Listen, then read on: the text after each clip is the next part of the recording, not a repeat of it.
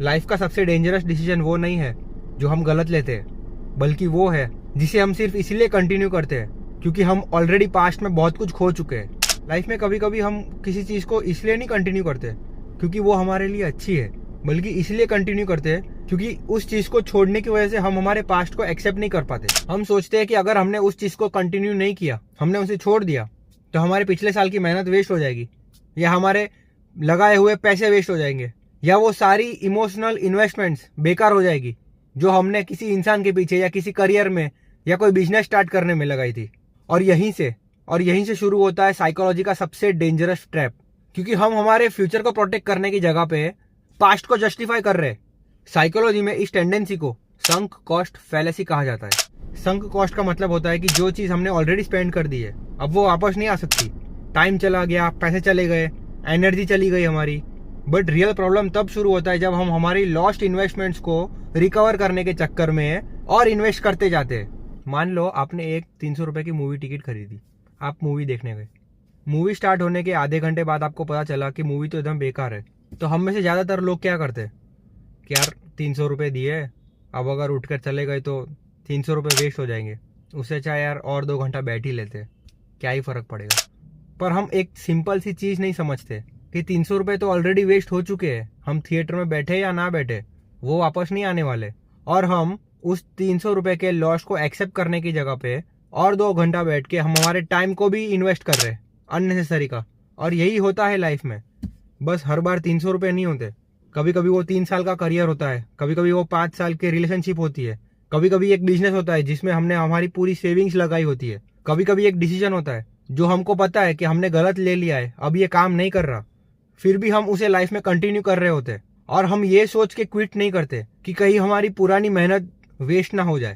लेकिन यहाँ एक बहुत ही इंपॉर्टेंट डिस्टिंक्शन है, past investment and future decisions. ये दोनों ही अलग चीज है। जो टाइम एंड पैसा आपने खर्च कर दिया है वो आपके कंट्रोल में नहीं है। अगर कुछ कंट्रोल में है तो वो है आपका आने वाला फ्यूचर।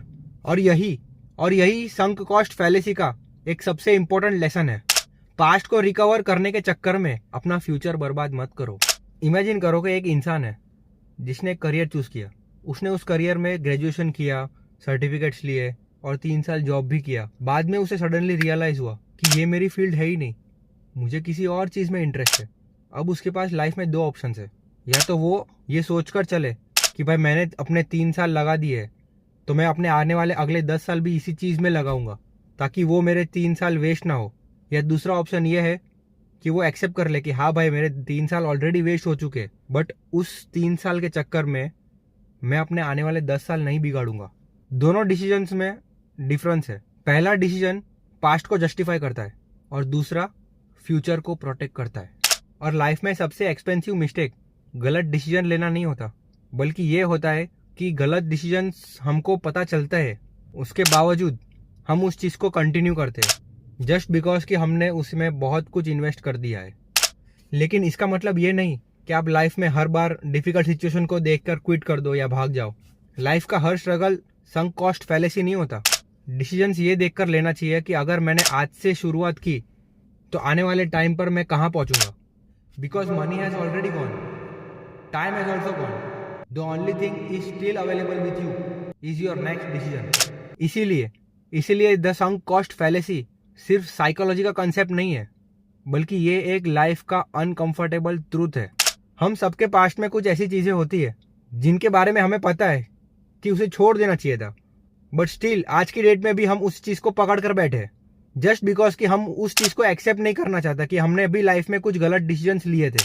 बट एक इंपॉर्टेंट चीज जो हम सब भूल रहे कि लाइफ का सिर्फ एक गलत डिसीजन हमें फेलर नहीं बनाता।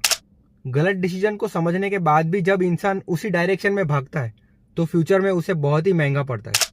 मैच्योर पर्सन वो नहीं होता जो लाइफ में कभी गलत डिसीजन ना ले, बल्कि वो होता है जो गलत डिसीजन को समझने के बाद अपनी बची हुई पूरी लाइफ उसके साथ अटैच नहीं करता।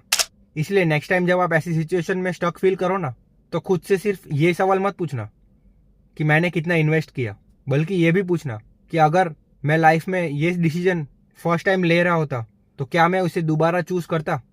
अगर जवाब हाँ है तो बिंदास कंटिन्यू करो, बट अगर जवाब ना है तो सिर्फ ये सोचकर कंटिन्यू करने की ज़रूरत नहीं है कि मैंने ऑलरेडी बहुत कुछ इन्वेस्ट कर चुका हूँ। या बहुत कुछ इन्वेस्ट कर दिया है। क्योंकि कभी कभी लाइफ में सबसे इंटेलिजेंट डिसीजन यही समझना होता है कि लॉस तो ऑलरेडी हो चुका है, कम से कम मैं अपने फ्यूचर को तो प्रोटेक्ट कर लूँ, फ्यूचर को तो बचा लूँ। तो बस आज के लिए सिर्फ इतना ही। बस जाने से पहले मेरी एक ये बात ज़रूर याद रखना कि जो बीत गया वो इन्वेस्टमेंट था, जो आपके सामने है वो डिसीजन है, और जो कल आपकी ज़िंदगी होने वाली है वो अभी भी आपके हाथ में है। Tata, bye bye, take care.